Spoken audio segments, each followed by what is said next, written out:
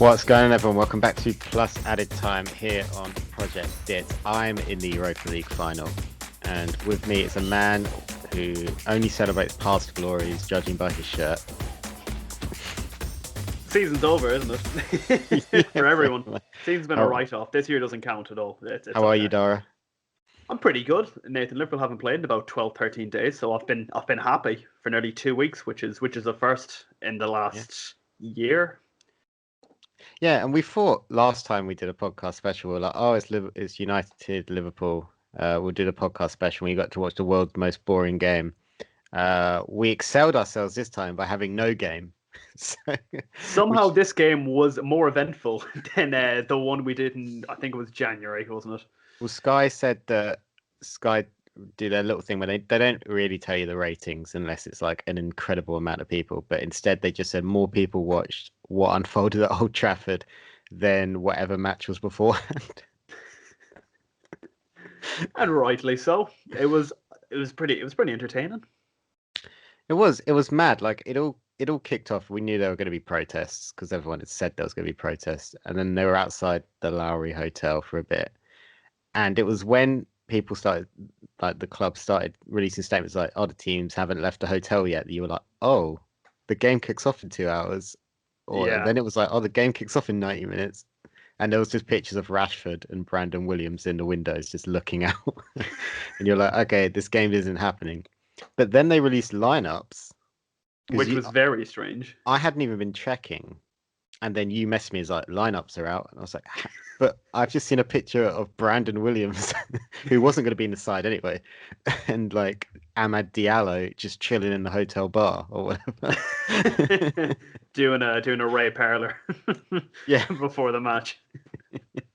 But yeah, it was a very weird situation. I can't think of anything off the top of my head. Not in English football, at least. I'm sure this happens much more commonly in other leagues, or whatever. But having a match called off for protest in the Premier League, I think that's nearly unheard of, isn't it? Obviously, West Ham fans were on the pitch, but that was after, I think, or during the game, wasn't it? yeah. Like this is the first time, and we were involved in the one that was called off last time. Where it was United Bournemouth when there some whoever were doing the terrorism drill for like an Yeah. explosive device. They'd rented Old Trafford for it. Which can you imagine how much renting Old Trafford costs? Oh, millions. If you want to get off the Glazers for even like 10 minutes, I'd say. Yeah, had left like a fake bomb in the toilet, and then one of like the cleaners found it, and then the game got called off. Which is funny in hindsight. But at the time when we'd heard about it, we're like, "What? Like Yeah. that's insane." My favorite bit about that was obviously the game, I think, took place and ended up taking place like a week or like a couple of days after the season was basically finished. And Yeah, Jose Mourinho had a press conference at the end, and there was like one journalist in the press conference, just had no questions to ask him, and he just dude, sits down. They ask any questions, no one asks anything, and he just leaves. It's a brilliant clip. why not? I don't remember anything about that game. There we go. But yeah, there's been a mixed reaction to this. Some people, as you predicted, some journalists have been like, "Oh, United should be docked points, like it's the team's fault," completely missing the point. Obviously, the tiny amount of protesters that got violent, I think we can just disregard. Like It's a that's minority, isn't it? it was a tiny amount of people that obviously stole the headlines by getting a bit violent. Those people, like one of them, has been arrested and is still locked up. I think Do by you the know last time I saw it. the one thing I found really silly about, and obviously I don't condone uh, sort of like the destruction of property. Like there was that one fan who went a bit viral of the guy who was just like throwing a tripod down at Yeah, the pitch side. But the thing I was thinking is, we're in the middle of like the fear of like a pandemic. He had an excuse to wear a mask, and he didn't cover his face at all. So yeah. stupidity, I think, more so than the destruction of property, is what I was insulted by. Exactly. There's like if there's ever a time to wear a mask, it's now, as you just said, like you're on camera. Like, yeah, it's great. You managed to break into Old Trafford. Like the club have completely denied that staff opened a thing. They just released a statement point saying no, they got in this way, they broke this to get through. So God knows what the truth was. I wasn't there, obviously. But like Or so he there's says. there's cameras everywhere. Mm. Like, It was like ridiculous, and just some of the scenes, and just seeing fans actually breach Old Trafford Stadium, which is obviously a historical stadium, and have fans on the pitch protesting was just incredible. Really, never thought you'd see anything like that. Say even like a month ago, even probably a week, probably the Yeah, day of. It and was so unexpected. Yeah. it's been boiling for such a long time, ever since the Glazers took over the club, that they've taken money out of the club. All those stats started going around that like each Glazer brother gets like 22 million in dividends a year, which there's only one other owner in the Premier League that takes money from the club, and it's West Brom's owner. Everyone else doesn't pay their owners a penny for owning the club, like Wow. not a single one. Even And Kroenke doesn't do that. No. no, apparently not. Like, Wow. from what I saw, that might end up being wrong, but those were the figures that I saw. That it was us and then the West Brom's owner, and like it's all they've turned the club obviously into a bit of a franchise model, and there's a lot of anger about it. They don't invest. The club doesn't spend what it makes, unlike a lot of other clubs. Like the debt continues to rise a bit, and it is manageable because the revenue at Manchester United is insane. The figures, but it's not matched up by what's spent. Like the club, if we had a conventional owner, the amount of money the club makes, the club could not spend any money in one transfer window and pay off all its debt instead. Like that's how much revenue the club makes, but instead it's nearly 500 million in debt, which isn't toxic debt like Barcelona. Obviously, we can still go out and spend 100 million on Sancho, but the Glazers aren't going to sanction that. Yeah, and He the took, club was bought on debt, wasn't it? It was bought with yeah, a loan that they then put onto the club, taken away from themselves. So it's not a good look. yeah, and like if you want to be a little bit lenient, like today at the time of recording, it's a good day that we did this and have this conversation because Joel Glazer, and I want to emphasize it was Joel Glazer, not Avram Glazer, who is just an absolute piece of dirt. And when approached by a Sky Sports journalist to ask if he would apologise to Man United fans, said no and just walked off. But Joel Glazer, to a little bit of credit, he presumably got someone else to write a statement for him. I don't believe he put pen to paper. He managed to sign it, which is impressive. Yeah, he managed to get someone else to sign it, like a kid forging their parents' signature. To say that there would be more communication with the fans, they're going to start some fans board that he has promised he will actually be at.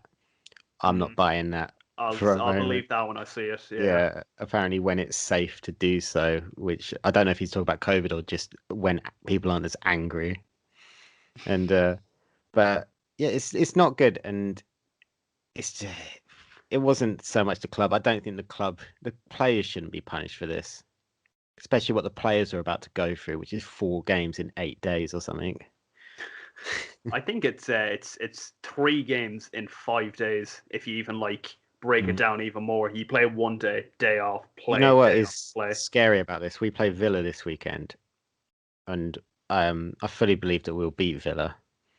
But then we play Leicester and Liverpool with a day in between. Do you know the thing is? We say this now. First of all, you're not going to lose any of them games, and you're going to beat Liverpool. I know for a fact. You'll I probably reckon draw he'll I Villa reckon and Leicester, he'll and you'll beat us. I reckon he'll rest everyone against Leicester Yeah, there's because nothing to well, play it for, is depends there? what happens tonight. Because if at time recording Leicester kick off against Newcastle tonight, I think if Leicester don't beat Newcastle, which I think they will, then he'll just rest everyone against Leicester because the points gap will be just too much. Yeah. But like looking at the schedule and just seeing like it's literally like FIFA career mode. You got 4 injuries. You look at the schedule, you're still in the League Cup, the FA Cup, the Europa League, and whatever. So you have to play like Villarreal on Tuesday, Liverpool on Thursday, and then you took her for a drink on Saturday. It's ridiculous, really, and I I think just to go back, I think it's important to say that I was amazed at the amount of protesters, whatever you want to call them, were actually at the stadium, and I'm definitely in favor of it. Obviously, not the Oh, violence or any 100%. harm, which is goes without saying. I think, but and I think it's incredible that fans were able to get across their message, and I think this is where football fans need to unite. This isn't just United Yeah, fans it's not a are United great. issue in It's a United issue in the sense of what the Glazers do to Man United as a club.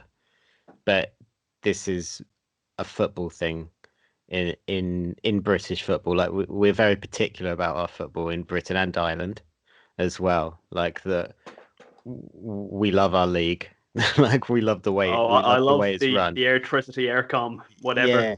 Yeah, and everything about it. Like there's problems with it, like definitely. But the way clubs are still seen as communities, particularly, and more so than I think in like France and Spain and Germany and that. By all accounts, like over here, they're communities, even though they aren't really anymore. When you look at Man United and Liverpool and that, they've grown beyond that.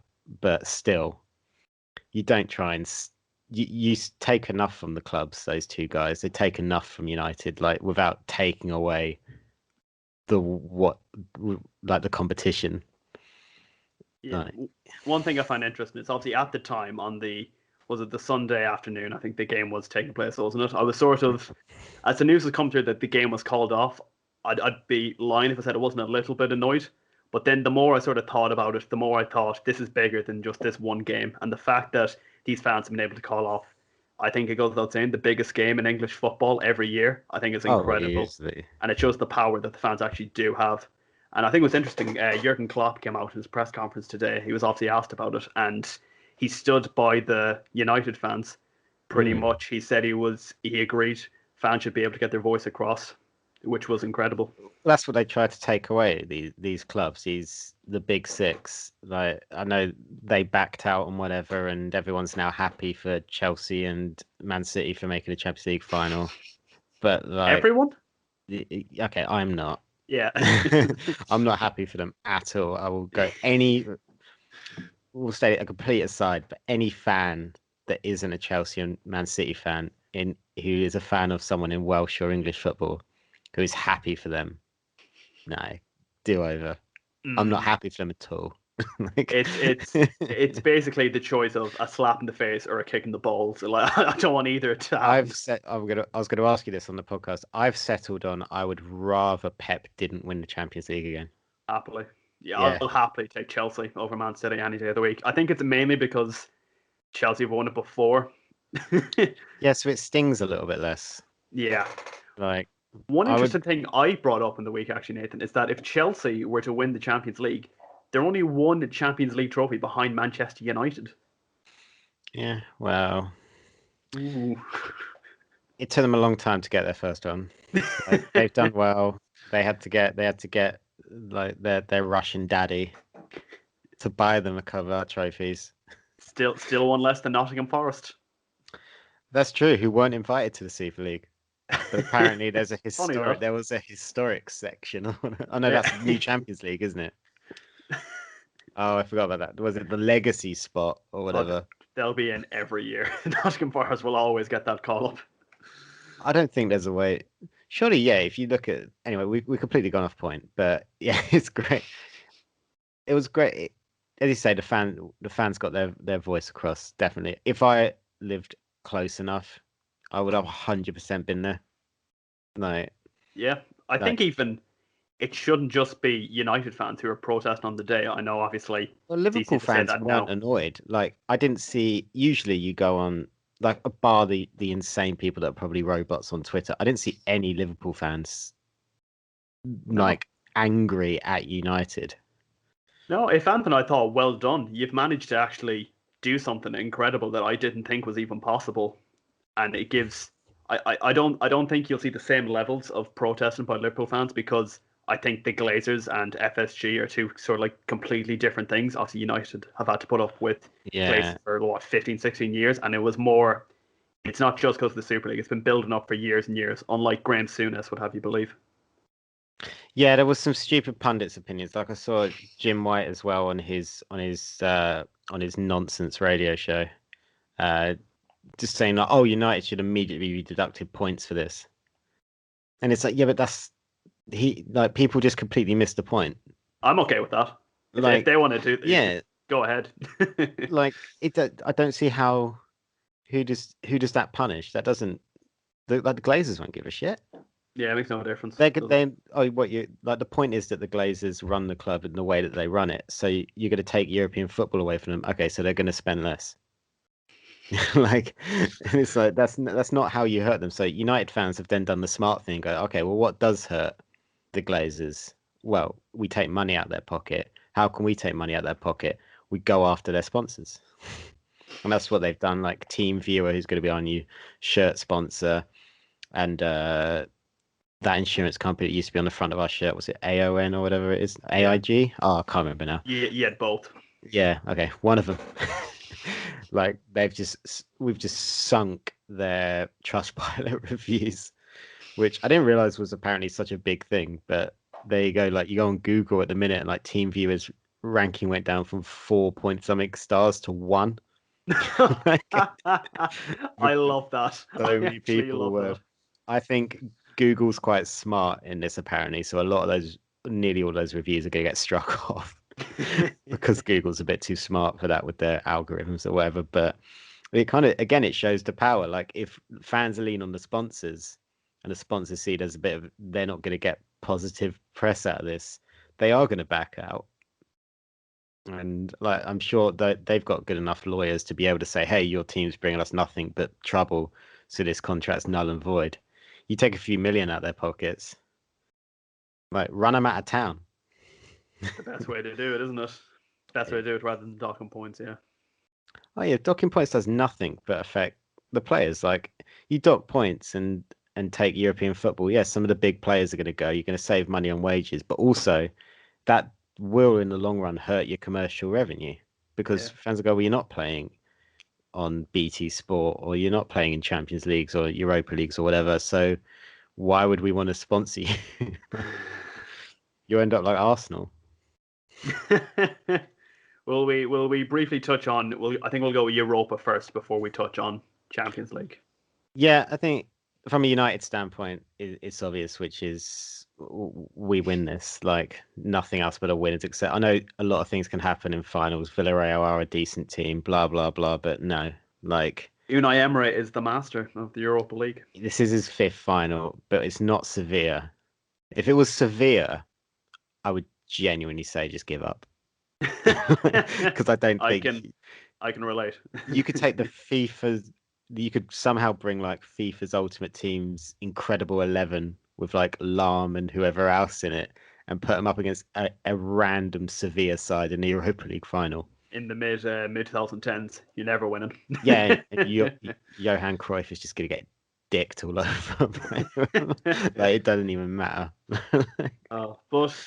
But yeah, you're through to your second Europa League final in what is it, 4 years, 2017 in Stockholm. Yeah, we did it. I couldn't believe like it's weird when you think about how young like Marcus Rashford is because he uploaded a picture of him with like the old Europa League trophy when we won it last time, and I was like, he was playing then. Like, Yeah, he he's only was only 23. yeah, he was only like 19 Do you then, remember wasn't he? that wasn't even the season he made his debut? Yeah, Like, yeah, season before, yeah. yeah, it's Against crazy. against who, Nathan? Who did he make his debut against? Oh, they never responded to us, so I don't want to say their name. They're back to just being the tire company. Fair enough. I was going to say get the drinks at the ready because it's whenever that name gets mentioned, you All have to right, it's down your FC drink. Let's Midtjylland. show. Way. But yeah, I think it's great that Ollie finally gets a final. That's all well and good. I'm happy for the guy, but I expect us to be lifting the trophy.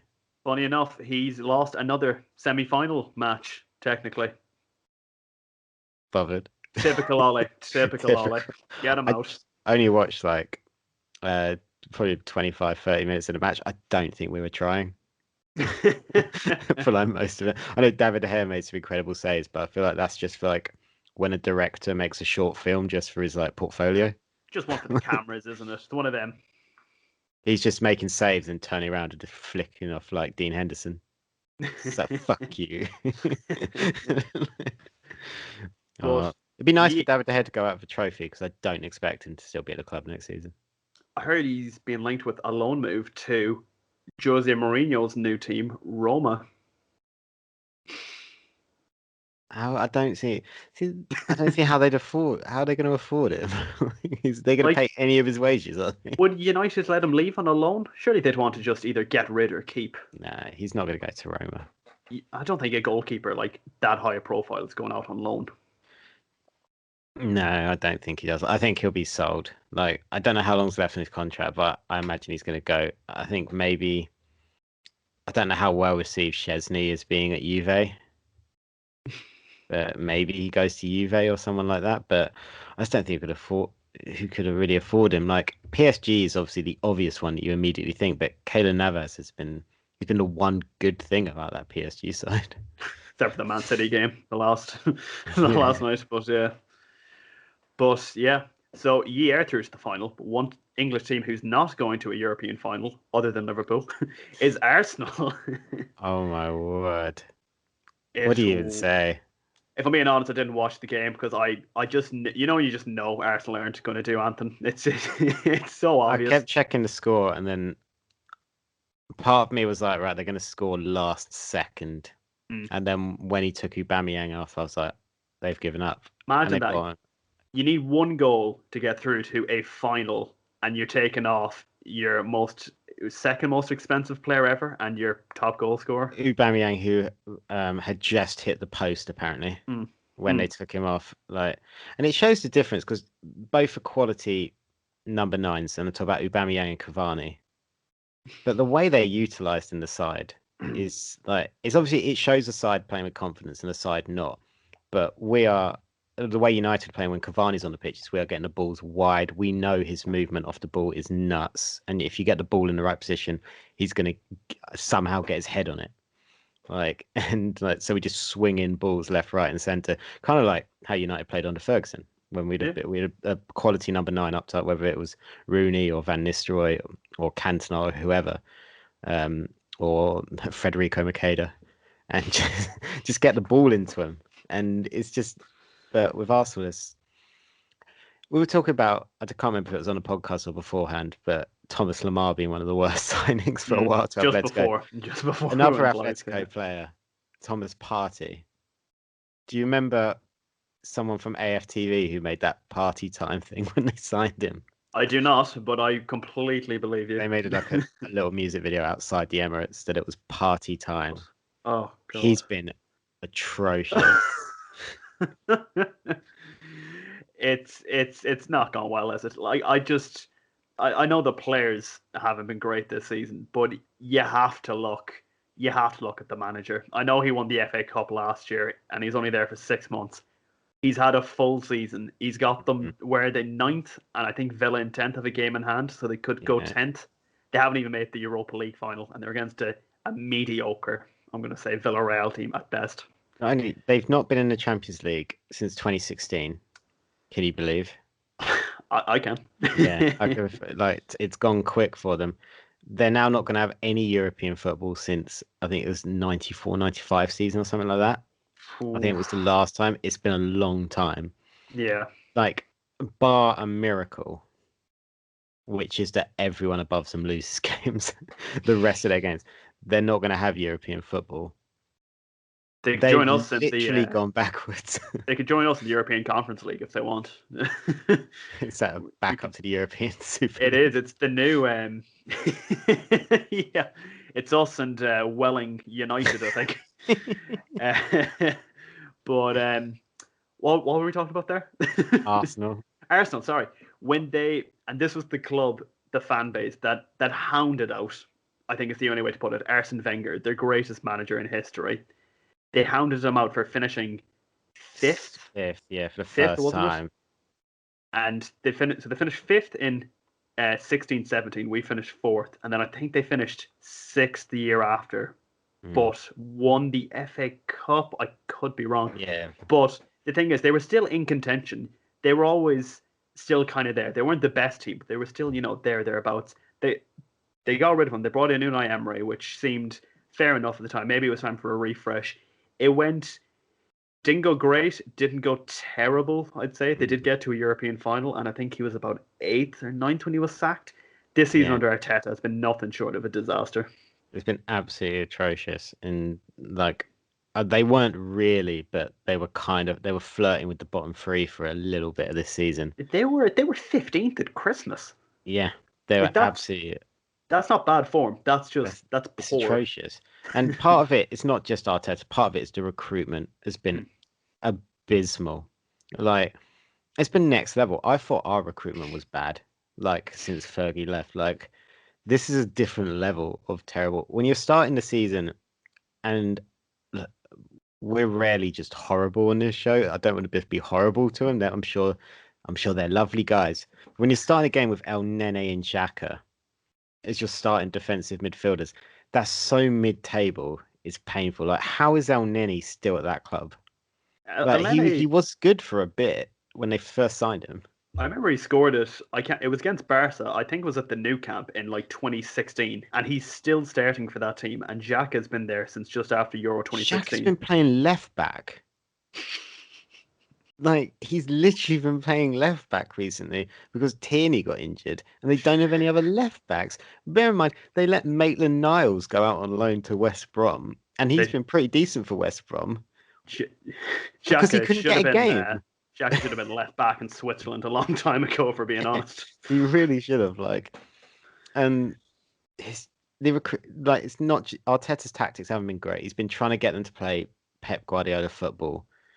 But he's not even like he's saying that oh, it's square pegs in round holes. He's just trying to ram a barge through a needle doing that. Like, what the fuck is he trying to do with that? Like, And the thing how? is, like, this isn't like us trying to like I don't know banter Arsenal or whatever. I like Arsenal. I've got friends and family who support them. I still sort of well, I don't support. No, that what am I trying to say? They're I like Arsenal as a team. I don't want them to be better than Liverpool, but no, I think they should be one of the top four teams in England, definitely. yeah. And the moment Aubameyang, I know Aubameyang was ill recently with malaria, and thank God he got over that and he started playing again. But even before that, the moment he signed that new was it quarter of a Mm, million a week contract, he didn't score again for yeah, something like 15 games or something insane like that. I remember he scored against Fulham, signed the contract, and then that was it. He was almost like, right, I've got what I want. yeah. He scored like didn't he score like one goal from open play for a good Scored couple a of months? penalty against us, and I Yeah, remember, but yeah, it took him a long time to get a goal. And I think Southampton, he got a goal from open play at one point. But it's not just that though. It's the defending as well. Like Rob Holding, he's a decent Prem defender, but he's not a top four. he's not an Arsenal defender. He'd be a And he's been decent. their captain. Yep. Callum Chambers for the lot. I've remember when Callum Chambers left Southampton, and I said he was leaving too soon. Like he just bailed immediately. He's regressed. He was better at Southampton when he was 18 than he is now. Like, and then he got Willian on a 3-year deal. You got David Luiz signing contract extensions. Gabriel, like I haven't really seen much of him. I don't even know who Pablo Mari is. Yeah, that's a good one. Yeah, Tierney has been great. I like I Kieran like Tierney. Kieran Yeah, Tierney. He shouldn't stay at that club. And then like Martin Odegaard, people are like, oh, we're getting for another season. Why in the why world would he want to be there? would he? He's just going to look at Ceballos and go, I don't want to be that. I really don't like Ceballos as a footballer. Again, I'm sure he's fine, but as a footballer, I cannot stand him. Do you You think reckon like Fred's one dimensional? At when least they're he's like got a both dimension. when they're both getting the plane back to Madrid, Odegaard just looks at Danny Ceballos and goes, "Who the hell are you?" What do you mean you're going back to Real Madrid? No, you're not. Yeah. Like, I don't know. There was that brief moment where Arteta started playing the youngsters, like Smith Rowe had a great season, and they signed Odegaard, and he immediately kicked him out the side, even though he was the best player on the pitch for Arsenal for ages. Saka had a decent season, but it felt like he gives up. He gives up on the kids really quickly. Hmm, But Xhaka and El Nene, he just keeps them in the side. don't know why. I don't understand it, but Ridiculous. they spent most of the season 10th. And there's a quote from Gary Neville I saw earlier from Ooh, 2017, just after Wenger had left, brilliant. and I can't remember what it was word for word, but it's along the lines of like they need to be careful what they want because a Wengerless Arsenal on this budget will be competing for eighth and ninth. It's a good point, isn't it? Yeah, I did always think once Wenger left, it was going to be a bit similar to when Ferguson first left. When you've had someone in charge for that long, that sort of set the club in its ways. He's set up Arsenal in his exact image how he wanted. He was basically in charge of everything. And then when you switch into a different manager, you have to completely restructure the team, the club, even not just the team. and it takes time. It takes time. I think Unai Emery, although at the time it seemed understandable when he was sacked, you probably should have given him more time than Arteta has been given.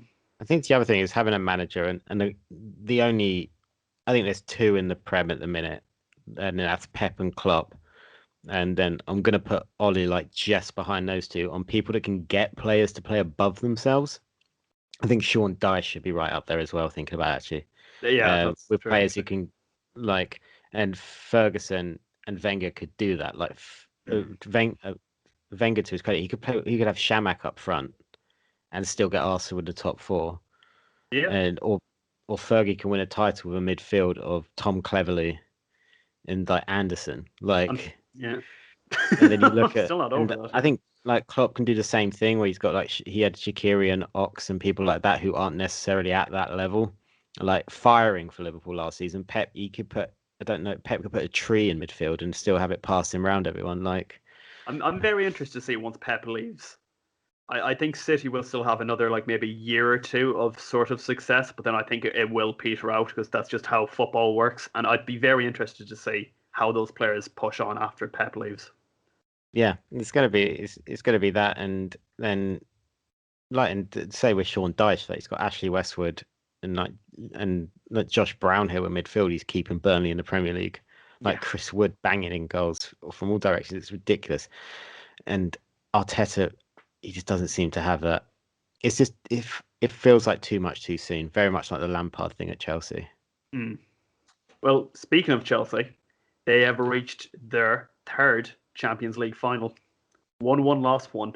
And Mm. for the second out of three times, they're playing a team from Manchester in the final. Yeah, it's gonna be good. Like, it's a really bad Real Madrid side when you watch them play.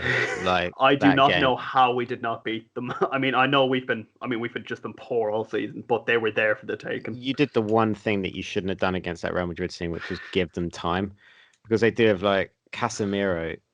But when you hear people talk about him, you think he's 38, but it's not. He just can't move. He's like 28 or something. Like at least Luka Modric has an excuse of being 35, but Casemiro and Cruz are so immobile. They've got a turning circle of a moon. Like when you watch them play, to steal a line from Jeremy Clarkson. Like, but still, like without where would they be without Karim Benzema? That's a good point, isn't it? Like No idea. he's so understated, and he's one of those players that people don't like to talk about for outside football reasons. But he's been one of the best players in Europe this season. I think he's behind. Ooh, he's definitely behind Ronaldo and Messi. He's either third or fourth in the all-time Champions League goal scorers list. I think he's just pipped Lewandowski in the last week. It's just because So no one likes him and no one don't count me wants to to talk that. about him. It's a good point. He probably isn't the nicest human being in the world, but he's one hell of a footballer. If you want to know what we're talking about, just Google why Benzema doesn't play for France. Just look up Matthew Valbuena, and you will understand. Or don't. Save yourself. But that's not taken away from how good Tuchel's got Chelsea playing though. Yeah. Like, when we talk about, we don't want to disrespect Lampard. He might go on to have a great managerial career, but what was he doing? I have absolutely no idea. Like, towards the end of Lampard's tenure, I was thinking, maybe it isn't as good a team as maybe it seems on paper, because it seems like an all right team. Tuchel's come in, and in the space of what is it, 2 or 3 months, even that, Yeah. and he's got them to a Champions League final. Very reminiscent of, although I think he's in a better state as a manager as when Di Matteo took over, but it's got similar vibes to that season, doesn't it? Obviously, Lampard, Villas Boas, sort of similar in a way. Lampard just had that. He had us believing Chelsea couldn't defend. They were genuinely not. They were a joke. Like every week, just watching this calamitous team unable to clear a ball. Tuchel coming in, and they don't concede. They hardly concede a goal. Like that West Brom game was such an anomaly. It might as well have been two different Chelsea sides, like entirely, because they just haven't conceded any goals from anywhere, barely. Yeah. And to keep a clean sheet, it's not the best Real Madrid side in the world. I think Gary Lineker said it was the worst one he's seen in his lifetime. Like, and that's like 60 years worth of Real Madrid sides. But But like that's still to keep a clean sheet against them. It's pretty great. Like I hope they win. I don't want to see Pep win the Champions League just for hilarious reasons. I Yeah. never wanted to see him win the Champions League just for hilarious No, just reasons. without Messi, because then we can always go, yeah, he was a good coach, but did he win it without Messi? Mm. Yeah, but he had no. But this time it's like, oh, we'll now win it without Phil Foden, Yeah. who's somehow one of the best players in Europe at the minute. To be fair, I remember there was a quote that I'm going to paraphrase slightly, but it was something along the lines of Pep saying, Phil Foden is the most talented footballer I've ever managed in my career. And he was saying this about a year ago. And I thought, so he had prime Lionel Messi, which is probably the best footballer ever. That year of 2012 when he scored, I think, 91 goals in a calendar Mm. year. And he was saying Phil Foden. I was like, yeah, that's just trying to build up his confidence. How come he doesn't play him every week? Well, he started playing him pretty regularly Yeah, he in the took last over 6 months. from David Silva. Like he was, Incredible. he said he was going to take over from David Silva, and my God, has he? And then some. On this form, he's unbelievable. Like, and Pep's playing without strikers at the minute. He's playing Bernardo Silva and Kevin De Bruyne as like as a false nine at the minute, and so I've got to imagine how many goals they're going to score when they get a striker up front. But you know what he's doing. Go on. Everyone can see it a mile away. Everyone's like, "Oh, why is he not playing without a striker?" Because who's going to come in and play false nine immediately next season? Roberto Firmino. No. We all know it's going to be Lionel Messi. He's getting Do the you side reckon? ready. Well, why else would he not be playing with a striker? I don't know, because that is one thing. If you look at like every Premier League winning team, they've all had a recognised number nine, haven't they? I think every single one, if you look at it. Maybe Liverpool last season, Firmino is even a footballer. I don't know. Based on this season, I could not tell you. But no, in fairness, it's I think they're going to basically be the first team to win the Premier League without an actual striker, Yeah, basically, which well, is an incredible feat. football has changed, and I know I've been very critical of Gabriel Jesus in previous episodes, so I can understand not playing him. But Aguero's obviously spent most of the season injured, so he's actually been forced to more than what I am accusing of, which is just getting the side ready for when Bernardo Silva gets kicked to the curb next season and Messi comes in. He's still going to be out of contract in a couple of months. And everyone's like, That's "Oh, fair. Barcelona, they're going to tie him down to his brand new deal." Like, no, Barcelona, like they're going to be buying players with like benefits at this rate. They're going to Pay as be you on play and dole. all them Yeah. things. Yeah. Owen Hargreaves pays you play. The Abu Dhabi wage. Yeah. Remember Hargreaves, a banger of a goal for Man City. No. Oh, he joined Man City from us because he spent Yeah. his entire contract injured, and then he was very critical. He accused our physios of not looking after him. Plays one game for Man City, scores from about 30 yards, never played again. I know that Because he he got injured. scores.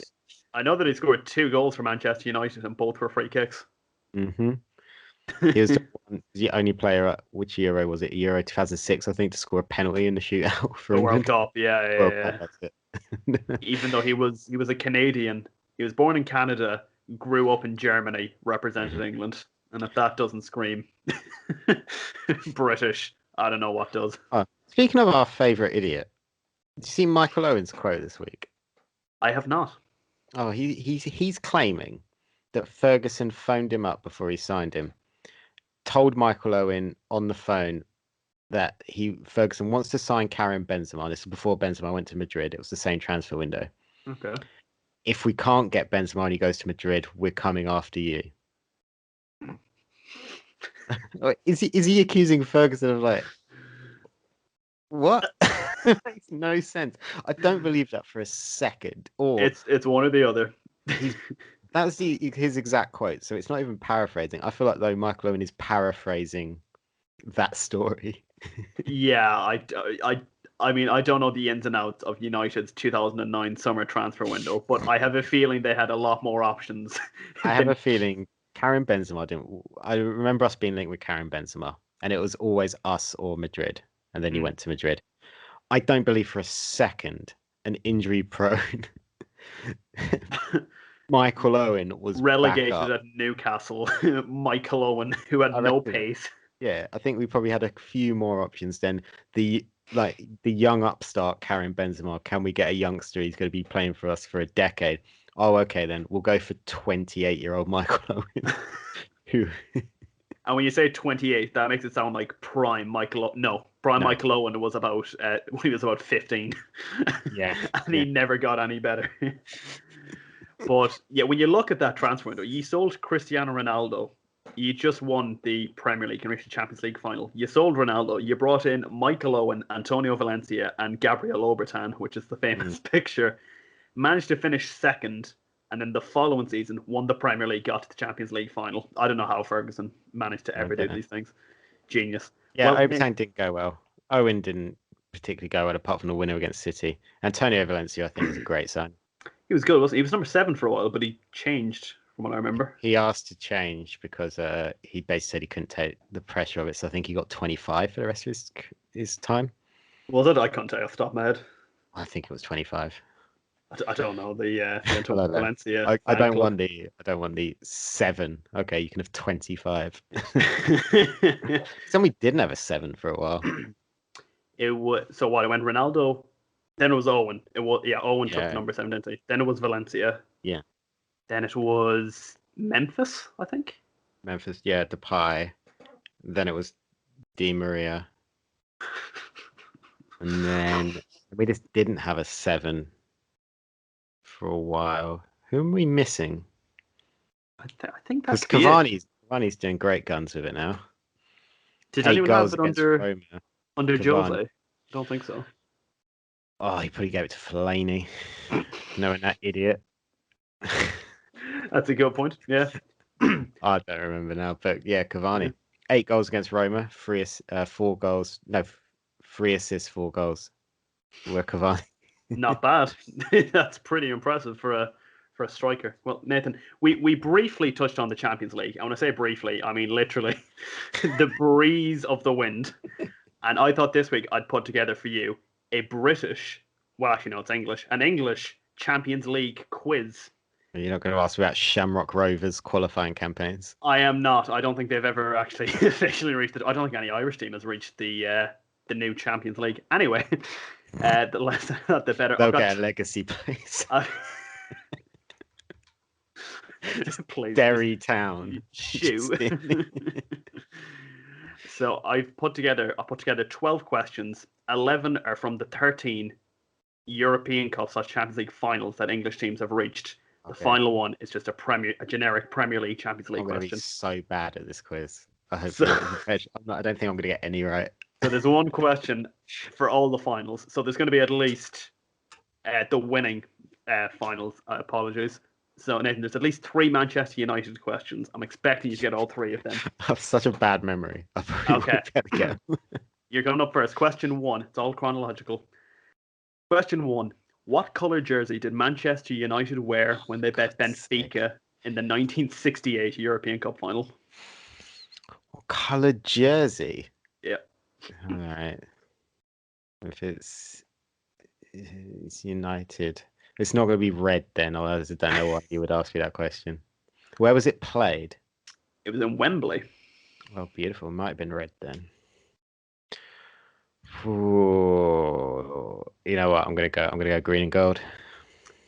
Incorrect. Blue. An all blue kit. Sort of a dark blue. That's my next guess. Very strange. Question 2. You're going to love this. That's always been our away kit. Blue. Yeah, you usually do have a blue away kit, don't you? Mm-hmm. Question 2. You're going to love this one. Liverpool teams. Liverpool beat Borussia Mönchengladbach in the 1977 European Cup final, but the two had recently met in a cup final. But which one? Was it the 1973 UEFA Cup final, the 1973 European Cup Winners' Cup final, or the 1973 Anglo-Saxon Cup final? All right. Anglo-Saxon would make no sense unless that turns out to be the sponsor. So I'm going to go for Cup Winners' Cup. You're incorrect. It's the 1973 UEFA Cup final. I thought Anglo-Saxon was like English, and I thought Saxon was sort of German. So no. I thought I'd stick it in there. I don't even think it's a real tournament. It could be, actually. You also don't know what Anglo-Saxon means. Nope. It was a complete guess. Question 3. Which Liverpool captain lifted the European Cup in 1978, making him to this day the only Englishman to lift the trophy twice? Hmm. I was actually about to say. Oh, it's throwing me off. The only name I've got in my head is Kenny Dalglish. He's not even English. Hmm. It's a tough one if you're not a Liverpool fan. Yeah, it is a tough one. I've got no idea. It Yeah. is Crazy Horse himself, Emlyn Hughes, the only Oh, Englishman whoops. to lift the trophy as captain twice. Question 4. Who scored Nottingham Forest's winning goal in the 1979 final against Malmo? Malmo reaching Malmo. European Cup finals back then. Oh God. I've got to be honest. I don't know. Let me think of a Nottingham Forest player. Henry Lansbury. Former Arsenal legend Henry Former Lansbury. Arsenal legend Henry Lansbury. It is the first ever £1 million footballer in English football, Trevor Francis. Ah, should have got that. Yeah. Question 5. Who did Aston Villa defeat in the 1982 European Cup final? He's showing his lack of English knowledge here. Juventus. Your hair's not in this. Bayern Munich. Oh, I don't know. I was just guessing. Yeah, no, that's fair. To be fair, if you don't know them. I think as we get more modern, I think you'll have more of a chance. Obviously, we're going in order still. The next one is a true or false question, so you got a 50-50. When Liverpool bet Roma in the Stadio Olimpico in the 1984 European Cup final, it was the first time the trophy had been won in a penalty shootout. True or false? False.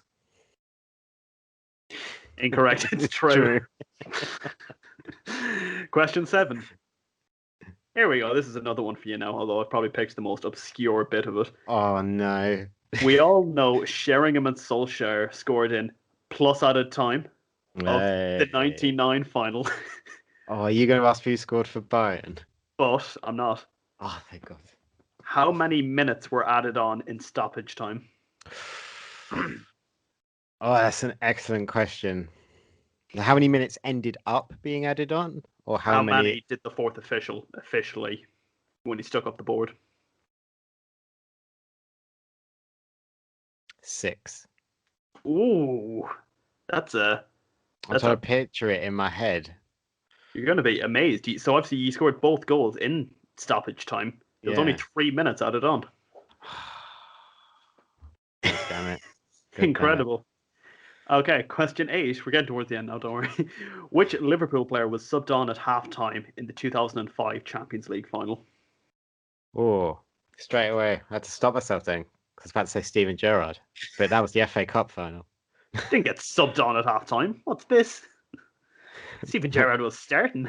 It was Brendan Rodgers in charge. That's a good point, actually. Yeah. Who got subbed on at half time? Yeah, some say change the game.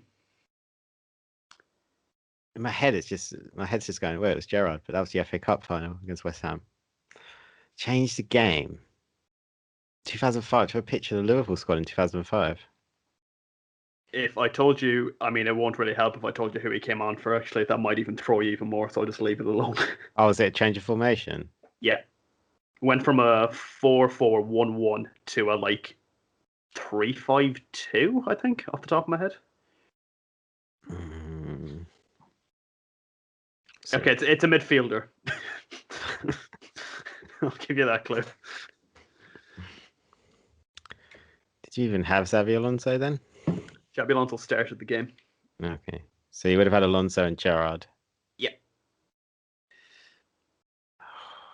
Gerrard was pushed into the number 10 for the second half, whereas he was more of a box-to-box in the first half. So, I just don't know. Didi Hamann, Oh, it's a Didi man. Dirk Okay. Kuyser, came on at halftime for Steve Finnan, who we all remember. Question 9. You should get this one. I'll be very disappointed if you don't get this one. There's every chance I won't. It's a United question, Yeah, but obviously. I have super bad memory. I'm an old man. So, John Terry and which other Chelsea player missed penalties in Moscow as Manchester United claimed their Shit. third European title? It was, Nicholas Anelka. yes, he's got one. I had to go through my head. It was the decisive penalty. Mm. For some reason, I think it's a bit of a It was what's the phrase, Mandela effect, that John it was a- Terry lost it for them, but it wasn't at all. It was a really bad penalty. That was a good save, but still. I just remember it was just absolutely like pouring rain that night. Yeah. But it was such like he went too careful with it. Like I think Yeah. it probably got in his head. He was like, "Well, I've just watched my teammate slip." From what I remember, I think Van der Sar had like a piece of paper and like he knew where all the players were going, but he didn't actually know Anelka's. So he like Yeah. pointed. I think he points in the corner, but he honestly has no idea. And then Yeah. he's put off Anelka. Genius. Okay, so you're 1 for 9. So so you've only got 3 more. Yeah. Who took the corner assisting Didier Drogba's header? Juan Mata.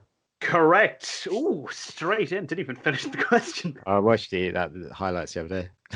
It popped up my YouTube. It was like match highlights. If I was to say to you who won the corner, would you have any idea? Juan Mata. Fernando Torres, the best thing he ever did for Chelsea. Okay, question 11 is the final of the English team's successes in Champions League football. What do all Liverpool's Champions League final wins have in common? They're all shit. 1, all were officiated by a Spanish referee. 2, all Liverpool's captains were English. Or 3, all were against teams playing in a white kit.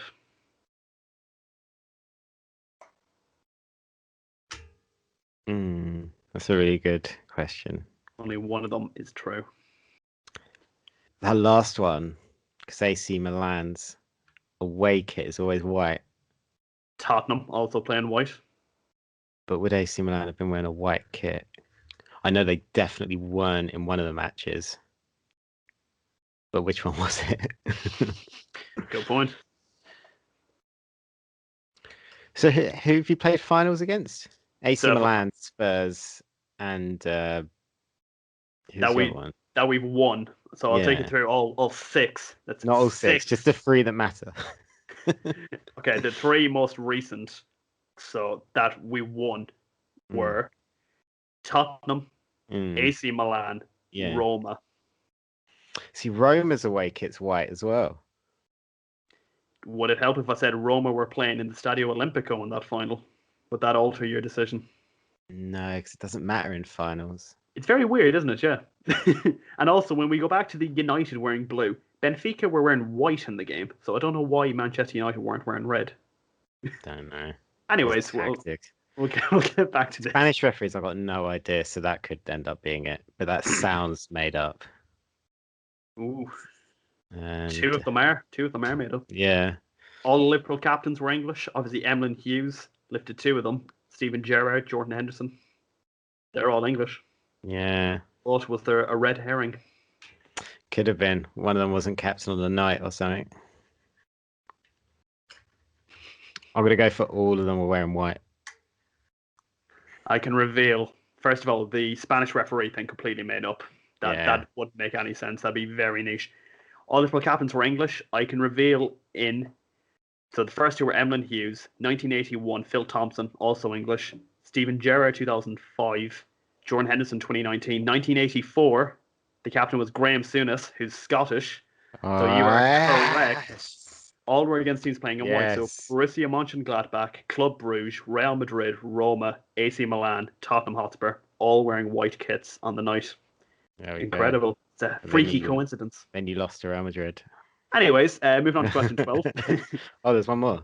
Just to wrap it up, which of these future Premier League players never scored in a Champions League final? Gaisca Mendieta, Deco, Andrei Shevchenko, Fabrizio Ravanelli, Fernando Morientes, Jari Litmanen. I'd never scored in a Champions League final. Only one of them has never scored in a Champions League final. Mendieta of Middlesbrough, Deco of Chelsea, Shevchenko of Chelsea, Ravanelli, Middlesbrough and Derby, Morientes, Liverpool, Jari Litmanen, Liverpool. That's the Premier League teams they played for. Mm. So never score in a final. Yeah, in a Champions League final. Shevchenko. He's gone Shevchenko. I can reveal Andrei Shevchenko has played in 3 Champions League finals. Well, he was part of a squad for 3. He did not play in the 2008 final. He scored in the 2003 and 2005 finals, but both goals were disallowed for offside. It's Andrei Shevchenko. Yes. Yes. Just straight out of there. Mendieta scored for Valencia, Deco, Porto, Ravanelli, Juventus, and then signed for Middlesbrough that summer, which I found very strange. I didn't know that was that soon. They had rich owners at the time. Morientes, Real Madrid, Yari Lippmann, Ajax. Nathan, well done. You sort of pulled it back there towards the end. Well, I'm a big Shevchenko fanboy. I'm part of the big Shevchenko fan club. all the Enkos, Sinchenko. I can't think of any other one off the top of my head. That was a good quiz. I like that. The old questions were too old for me. Yeah. Well, it just shows a lack of knowledge. Maybe I need to read more. I found a DVD in my wardrobe over the week. You said it was the 1956 to 2005. Well, 1955 to 2005, if you want to go for the year the football was entirely played. 50-year anniversary, so showed all the highlights of the first 50 finals. Very impressive. It was very impressive, and that was a very impressive quiz. Will we wrap up with our final bit of discussion? We thought we'd branch onto this week. It's the Premier League Hall of Fame, which was recently introduced, I guess. Alan Shearer and Thierry Henry were the first 2 inductees into it, which I thought was understandable. The one thing I did not expect was the amount of backlash and infighting that would come of it. I thought it was a very civil ceremony that would just be like, yeah, that's fair. But no, people actually got really offended by this. So we'll try and be as least controversial as possible. Yeah. So we've brought some nominees each, and I went along this lines because the backlash was insane. Because if you go in, Premier League Hall of Fame, we're going to put Thierry Henry and Alan Shearer. Anyone questioning that, like, I don't know what's wrong with you. Maybe you're thinking of the wrong league. Like, I don't know how you can question the Danish First Division, which is where most of our fans come from. Like, how could you question one? I think we all agree the greatest goal scorer the league's ever had. I mean, like, literally, by sheer numbers, literally, he is. Yeah. Like, and Thierry Henry it's a phenomenal player. Even when he came back briefly to Arsenal, he was still a top player at the time, and he was one of those, obviously, Wenger's possibly his best import, one of the best imports into the league. Oh, I'd say it has to be. It's unquestionable. And I think it's fair to kind of go back to that era. Like, Henry joined 98, 99? 99, I think it is. Yeah. Yeah, he joined then, and so to go back to kind of the older kind of players from the league to see where the league came from. I think a lot of it might just be idiots, and then some of it's younger fans who are like, "Oh, but what about Rooney? Like, Rooney's obviously going to go in, guys." Yes, exactly. That's my point. It's the ones I'm going to put. So I picked 3 obvious ones. There's one I think is that obvious I didn't even bother making a case for, which was, I'll just say now, is Eric Cantona. I think he should be one of the first, regardless. So I didn't even put a case forward for him. But what it's important to say is, I'm not saying these 3 are the best Premier League players of all time and they deserve to go in first, but I think you need to start with the start of the league. Yeah. You can't put Sergio Aguero and Yaya Toure and Vincent Kompany into it. They have another 10, 15 years to wait at a minimum. Also, you can't put everyone in at once because you're going to run out of players who are Hall of Fame worthy, and then you're going to end up putting Kieran Dyer or something like that. Or somebody like that just out of nowhere. I'm so glad you didn't pick one of the people I'm actually putting forward, because then that would have been really awkward. What if it's Kieran Dyer? No, it was not. I did not put Kieran Dyer. I liked Kieran Dyer, but no. Do you want to? I've got one. I've got one fun one. We haven't discussed this at all, so I actually have no idea what's coming here. I've got one fun one. How many did you pick, out of curiosity? I've come with 3. I've come armed with 3. Yeah. So first one, I've gone not obvious, because some of them are just super obvious. Like we could sit here and bring back Michael Owen again. Like, yeah, Michael Owen's going to go into the Hall of Fame. There's no fun conversation there. I don't think Um, Mike Cologne should go in anytime soon. I know I'm a Liverpool fan, and that sounds really hypocritical, but like, what did he really do in the Premier League? I know he won the Ballon d'Or, and he had like Ballon two or d'Or, three yeah. good seasons. He won the league with United by sitting on the bench, went to Stoke, did nothing at Newcastle. I don't know. I think he's more of like an England Hall of Famer, if that makes any sense. Yeah, that's probably true. But I'm gonna go with the Sorry, man who yeah. captained Blackburn to the league title as my first one. Tim Sherwood I'm is going your Tim first one. Sherwood. Oh Lord. Here When we you go. look Okay, fair back, enough. like, 'cause I look back at like people that actually not just for like great strikers. Like I could sit here and go, oh, JJ Okocha. Like, yeah, that would be fun. But let's look at a guy that actually captained a side to the league before it became kind of more monopolized by the giant clubs. Like a time before it was just Chelsea, United, City, Liverpool, whoever. Like we had Newcastle up there and Blackburn. Before Leicester, there was Blackburn. You had Aston Villa finishing second, Norwich third in the inaugural Premier League season as well. Yeah, it's all a bit more wacky, but yeah, the man who captained Blackburn to the league title with Alan Shearer up front. I'm not saying he did a lot, but he had the armband on. He was a He real Jordan Henderson about it. he's captained more Premier League winning sides at Anfield, funny enough, than Steven Gerrard. So This is true. who's the This is better true. footballer? We'll let you Uh, decide. he was fine. I think Tim Sherwood, he plays central midfield most of his career, didn't he? Yeah, By all and then he accounts. went to Tottenham towards the end, I believe. Yep, and then he discovered Harry Kane. Like Jim Gordon discovering Bruce Wayne, and put he his coat around him. and he bloody loved Adebayor in like 2014 when Adebayor was so far past his prime, it was ridiculous. Yeah, pretty much. But what do you think, Tim Sherwood? I could understand. I think he is a Premier League winning captain, which is more than most people did in their careers. I mean, I personally probably wouldn't put him in any. I wouldn't put him in personally. I don't think it sort of I like I don't think don't. he's going to ask you to do it. Yeah, yeah. That's what I don't want this to come across as like me just like putting down your ideas. Like I think all these are like genuine, decent plans, and obviously it's not going to be me who decides who goes in or not. It's the governing bodies of football, which God knows what they're going to do. But yeah, I think well, I go with my first one's a lot more obvious than I Tim know. Sherwood. I thought, yeah, I went for Roy Keane, which I Oh, has think to. Has is to. I think it should be one of the like first to go in. I think first of all, he was the captain of 4 Premier League title-winning squads, including the treble team he was part of. Obviously, he didn't lift the Champions League; so he was suspended on the night. But arguably the best captain in the history of the competition, definitely top three. Anyways, I'd say Oh, he he was. has to be. Like, and Yeah, that goes in along lines of my next one, which would be Tony Adams. yeah. That Like Tony Adams is the one that's I was way thinking. Yeah. more obvious than Tim Sherwood. But I thought I'd start off with a bit of fun.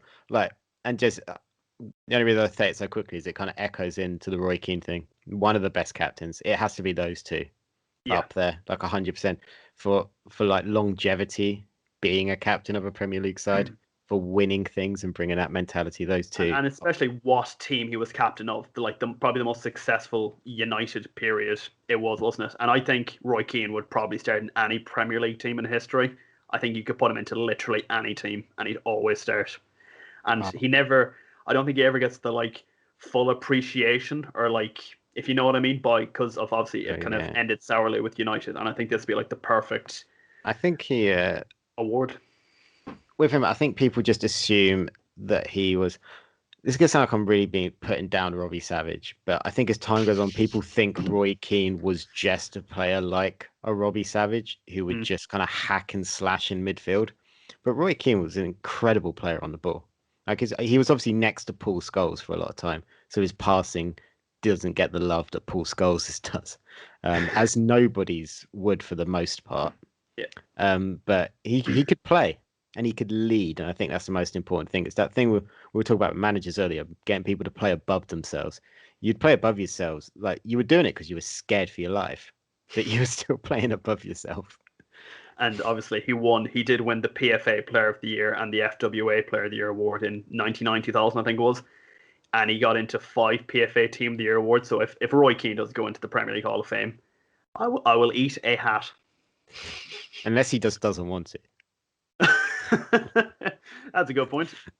Yeah, and I Do think me a favor. Tony Adams is much the same thing, like leading that Arsenal side, Mm. the way he did during a different time for Arsenal when all kind of the foreign players were starting to come in, like to the squad. He was still there having to lead and kind of piece these things together with people that didn't necessarily have a lot in common or whatever, or couldn't necessarily communicate too well. He was like And a it true captain. could be argued he's part of the heart of probably the best defense in Premier League history. It could be argued that Arsenal sort of back four with David Seaman in goal, arguably Oh, one of the best defenses in English football. 100%. Like, I don't think Martin Keown should ever go in. But even you think of like moments as well. One of the first ones that comes to mind when I think of like Premier League is Tony Adams at Highbury against Everton on the last day of, I think it's 97, 98. He's played through by Steve Bold and he hits it on the volley past the keeper, on the Yeah. half volley past the keeper, and he does the arms out celebration. It's a good moment. And he captained, I think, three Arsenal Hmm. title winning teams in He different did. decades. Yep. Incredible longevity of the man. It's crazy. But who's your last selection for today? My second, I've got this is only my second one. Oh, okay. I thought I'd also go for a bit of a fun option. I've gone for Matt Letitia. Oh, I thought about Matt Letitia. Yeah, I see. I'm a huge. I know obviously it's probably forgotten, especially on younger people now, because he's obviously been a pundit for so long, and he's been a bit of a Paddy Power. The acting isn't exactly premier, but I think first of all, Hall of Fame isn't the best footballers. Full stop. I don't think that's what I'm Oh trying to no. say here. I don't think Letitia is one of the best footballers ever in the Premier League, but the Hall of Fame should epitomise the Premier League, and I think he could be one of the most underrated players of the generation. Just doesn't get the praise. I think he was a brilliant footballer. Probably not the best athlete. Probably wouldn't fit in No, today's he's a bit football culture. lazy. And if you don't take my word for it, Xavi Hernandez, the former Barcelona captain, says Letitia was one of his favorite players growing up. So Letitia was kind of Letitia played 10 really before there was a 10. mm, Like he was like because everyone thinks, well, not everyone, obviously, people that know what they're know him don't, but a lot of people assume he was a striker. I always thought he was growing up. Yeah, and He like and wasn't. for when I was younger, I thought, oh, he was a striker. He wasn't. He was a 10, but Yeah, before people really played with tens, yeah. like And if you look at his stats, he was in a Southampton team that was regularly finishing in the bottom half of the Premier League. Most seasons, barely staying up by a single point. And in 270 games, he scored 100 goals and provided 64 assists. I think that is simply incredible. And though out of those 100 goals, I'd say about 50 of them were contenders for goal of the season. If you look at he some of the only goals, scored wonder goals. It's that thing that Ole Gunnar Solskjaer said about Mason Greenwood the other week that he scores great goals, but he's not yet a great goal scorer. Like Letitia was both. yeah, he was the first midfielder technically to get into the 100 club. He was also the last player to score at the Dell before they knocked it down. So a bit of legacy from there, and he basically kept them in the Premier League for about a decade. And then 3 seasons after he was retired, what happened? They were relegated and didn't make their Yeah, way back to the Premier League for 7 years. So I think that speaks volumes. yeah. You can't question it. Now Mm. I've got two here. I've got Yeah, go on. one that's more fun than the other. Do you want the fun one, or do you want the more kind of serious one? I'm only gonna give you one this week. I'm gonna All save it right, for I've two I've months got a bit of later. a serious one to wrap up on. So All right. will we go serious first, and then we'll go fun, and then Okay. no way, we'll go serious, then my serious, then we'll end on the fun one. I think that's All the right. best way to do it. A serious one. It's Peter Schmeichel. Oh, okay, right, okay. Yeah. Yeah, mine's slightly different when I said serious, but we'll go with it. Oh, okay. Yeah, I think other than the time he was at Man City, I want that struck from the record. I don't want that in this Hall of Fame speech. But one of the best goalies of all time. The Yeah, master of the one-on-one. without doubt, the best keeper in Premier League history. No argument whatsoever. Yeah, there's been some incredible goalkeepers, but I don't think anyone really, like, in terms of United, I don't think anyone gets close to Peter Schmeichel. I don't. It took us a long time to replace Peter Schmeichel. Mm. Like, and that's no disrespect to some of the goalkeepers that we had, like Tim Howard, who's a great goalkeeper. Mark Bosnich. Oh yeah, yeah, like Barthez and people like that. He's Roy Carroll. only Yeah. oh, don't dis Roy Carroll was never our first choice goalkeeper. He was our Lee Grant before we had Lee Grant. Pedro Mendes loved him though. Oh yeah, what a great player. And until we got like a 40-year-old Edwin van der Sar, like we couldn't replace the guy. Like, and I do think Barthez was a good goalkeeper. I don't think United fans particularly remember him fondly. They just remember Brazilian Ronaldo destroying him. Like, that's the only thing I remember about him I anyway. just remember the mistakes against Arsenal. He seemed to make. I think he made 2 in one game once, didn't he? Yeah, and like Yeah. I think if fair to say Edwin van der Sar got close to replacing Peter Schmeichel, I think David de Gea, or when like got to remember in recent times, has been one of the best goalkeepers in the world, but I still don't think he's nowhere near Peter Schmeichel level. And I don't think Yeah. any keeper in the Premier League has been like since he left.